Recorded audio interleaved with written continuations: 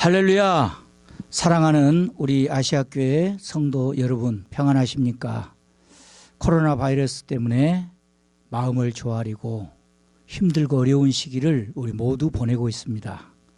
가정에서 예배를 드리는 우리 사랑하는 성도 여러분들의 예배에 참석하지 못한 그 안타까움과 갈급한 마음을 저는 잘 이해합니다. 자책하지 마시고 믿음에 굳게 서셔서 어디서나 승리하는 우리 성도들이 되시기를 주님의 이름으로 축원합니다.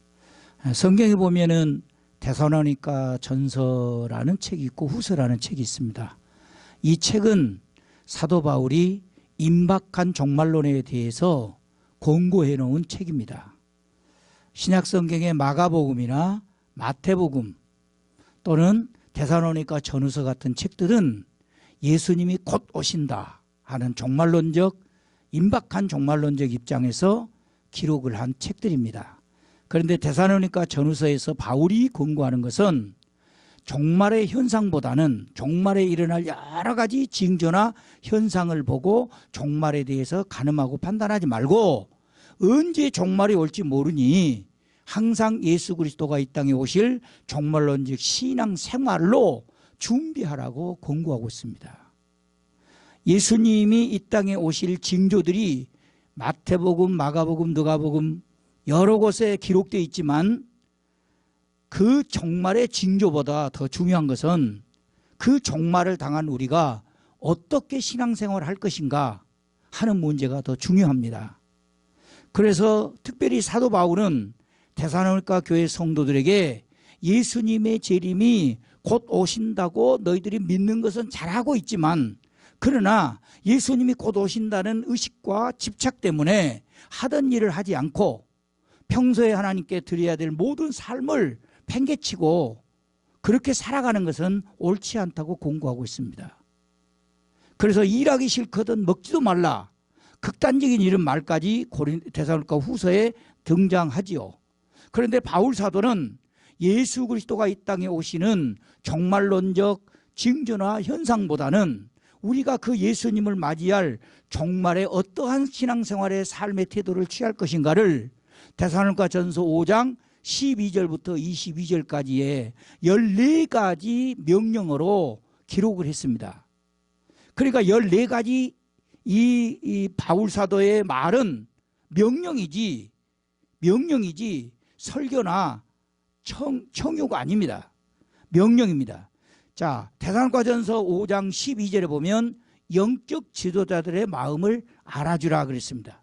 여기서 알아주라는 말은 에이도라는 말인데 인격적으로 인간적으로 좀 이해해라. 영적 지도자들이 마지막 시대가 되면 얼마나 마음 졸이고 영혼들을 사랑하며 사역하는지 그 마음을 좀 알아주라. 그렇게 말을 했고 5장 13절에서는 지도자들이 하는 사역을 귀히 여기라고 말씀합니다. 지도자들이 하는 설교, 그들이 영혼들을 위해서 하는 기도, 전도 사역, 말씀 사역, 이 모든 지도자들이 하는 영적 사역을 귀중히 여기라고 명령합니다. 그리고 5장 13절 하반절에서는 너희끼리 화목하라 그랬습니다. 성도들끼리 화목하는 것은 가정의 화목이요, 교회의 화목이요, 지도자들의 마음에 평안을 주는 대단히 중요한 일입니다. 그리고 5장 14절 중반절에는 마음이 약한 자들은 붙들어 주라고 말했습니다. 마음이 약한 자들은 붙들어 주어라. 판단하고 비판하지 마라. 너무 그들을 판단하고 비판해서 자책감이나 정죄감에 빠지지 않도록 해라. 그리고 14절 중반절에 보면 게으른 자들은 충고하라고도 말하고 있습니다. 그리고 5장 14절 하반절에서는 모든 사람들에 대하여 오래 참으라. 그리고 5장 15절에서는 악을 악으로 갚지 말고 오직 피차 항상 선을 쫓으라고 권면하고 명령합니다. 그리고 이제 여러분들이 잘 아시는 5장 16절부터는 항상 기뻐하라. 17절에는 쉬지 말고 기도하라. 그리고 18절에는 범사에 감사하라. 그리고 19절에서는 성령의 역사를 소멸하지 말라. 그리고 20절에서는 목사의 설교를 애언을 멸시치 말라. 21절에서는 범사에 헤아려 좋은 것을 취하라. 그리고 22절에서는 악은 모든 모양이라도 버리라. 이렇게 14가지를 바울은 명령을 해놨습니다. 이 14가지 명령을 우리가 순종하기는 쉽지가 않습니다. 이 가운데서 우리는 10번째 명령인 18절에 나와 있는 범사에 감사하라는 말씀이 있습니다. 자, 범사에 감사하라. 우리는 우리에게 일어난 모든 일들, 좋은 일, 나쁜 일, 굳은 일, 슬픈 일, 고통스러운 일, 아름다운 일, 어떤 일들에 대해서, 모든 일들에 대해서 우리는 감사할 수 있을까? 직접적으로 말씀한다면 코로나19 바이러스 확산에 대하여 우리는 감사할 수 있을까? 오늘 성경 본문에 바울은 범사에 감사하라 그랬습니다. 범사라고 하는 것은 모든 일입니다. 모든 일에 대해서 감사하라는 것입니다. 우리는 코로나19 바이러스 확산에 대하여 불안하거나 걱정하거나 두려움을 갖고 누군가를 원망하기보다는 이 사건을 통해서 우리는 감사할 내용들도 찾아볼 수 있어야 합니다. 진정한 믿음을 가지고 신앙인이라고 한다면 범사에 감사하라는 이 말씀을 기억하면서 우리는 코로나19 바이러스가 우리에게 주는 감사할 내용이 무엇일까? 원망할 거리는 한없이 찾을 수 있고 불안거리와 걱정거리는 한없이 찾을 수 있지만 감사할 거리는 찾기가 쉽지가 않을 것입니다. 그러나 저는 몇 가지 성령께서 내 안에 계신 성령께서 주시는 감동으로 몇 가지 감사거리를 찾아봤습니다. 첫째는 코로나 바이러스는 종말을 준비시키는, 우리에게 종말을 준비시키는 예방주사도 같기 때문에 감사가 됩니다. 마태복음 24장, 마가복음 13장, 누가복음 21장에 보면 예수님이 종말에 일어날 징조들을 쭉 설명합니다. 거기에는 무서운 전쟁, 지진, 기근, 전염병, 자연재해, 해달 별들의 이상 현상, 그 다음에 이상기온에 대해서 수없이 말하고 있습니다. 지금 우리가 당하고 있는 코로나 바이러스보다 더 무서운 전염병이, 치사율 100%가 나타날 수도 있는 무시무시한 전염병이 앞으로 얼마든지 나타날 수 있습니다. 우리는 이 코로나 바이러스를 통해서 미리 이러한 무시무시한 치사율 100%의 전염병에 대한 오히려 예방주사를 믿음으로 맞고 있다고 생각해야 됩니다.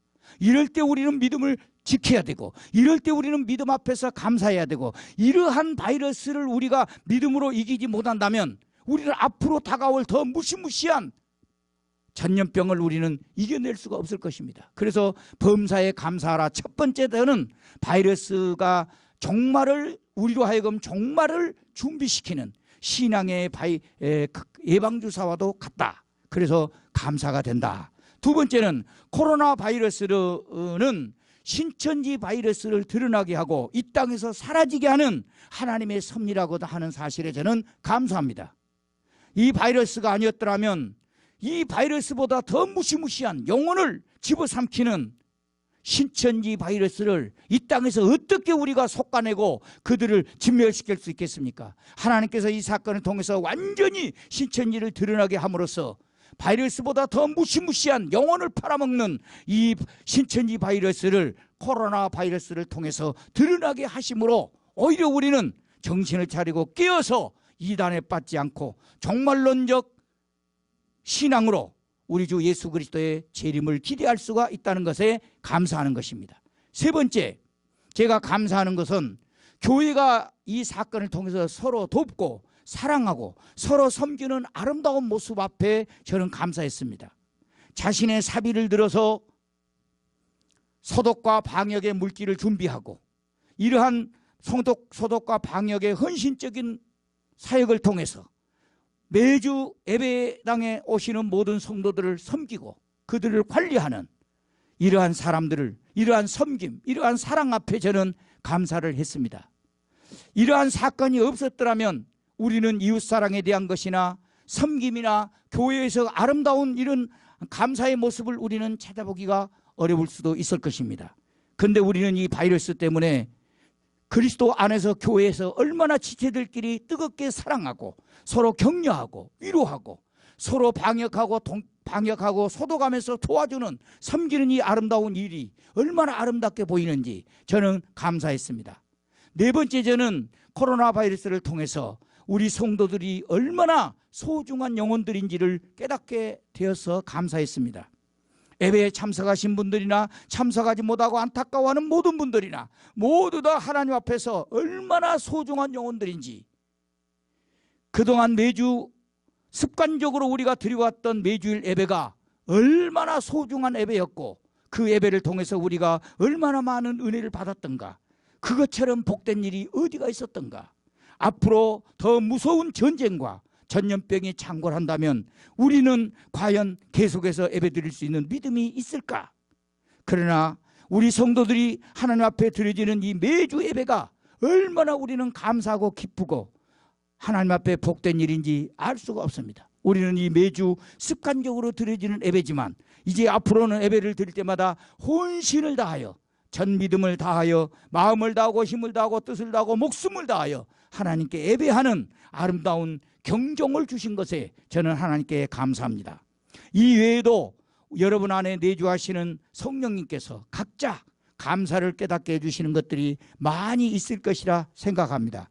환난의 날에 감사를 깨닫는 것은 그 은혜야말로 참으로 아름다운 은혜라고 저는 생각합니다. 오늘 이 말씀을 통해서 우리 모든 성도들이 감사를 찾고 하나님의 은혜를 찾고 좀 더 믿음의 신앙생활에 분발을 해서 하나님께 드려지는 아름다운 삶이 되기를 바랍니다. 기도하겠습니다. 살아계신 우리 주 예수 그리스도여, 주일날 아버지 앞에 나오지 못하시는 사랑하는 내 형제 자매들 영혼들을 지켜주시고 불쌍히 여기시고 담대한 믿음을 주시고 그들을 지켜주시옵소서. 그들의 가정을 지켜주시고 그들의 영혼을 지켜주시고 그들의 삶의 모든 영역을 성령이여 지켜주시옵소서. 내가 예수 그리스도의 이름으로 그리스도의 보혈을 그들에게 뿌리며 악한 영을 결박하노니 그의 가정과 삶에서 바이러스의 더러운 영은 떠나갈지어다. 주 예수님, 모든 심령의 건강을 회복시켜 주시고 하나님께 영광을 돌리게 하시옵소서. 주님, 오늘 주신 말씀을 가슴속 깊이 간직하고 오늘 하루도 승리하는 날이 되게 해주시고 감사를 찾는 하루가 되게 하시며, 나도 형제자매들을 위하여 무엇을 섬기고 무엇을 어떻게 사랑할 것인가, 오늘 내가 헌신적인 삶의 영역이 무엇인지를 다시 한번 생각해 하는 귀한 하루가 되게 해 주시옵소서. 우리 모든 성도들 어떤 상황과 처지에서도 낙심하지 않게 지켜주시고 예수 그리스도 이름으로 십자가의 능력으로 승리하게 도와 주시옵소서. 이 14개의 명령이 결코 우리의 의지나 힘으로 될 수 없음을 저희들은 잘 압니다. 날마다 나는 죽고 내 안에 계신 예수 그리스도를 통해서 이 14가지 명령이 순종될 수 있도록 성령이여 우리를 충만하게, 속사람을 강건하게 만들어 주시옵소서. 우리 주 예수 그리스도 이름으로 축복하고 기도하옵나이다. 아멘.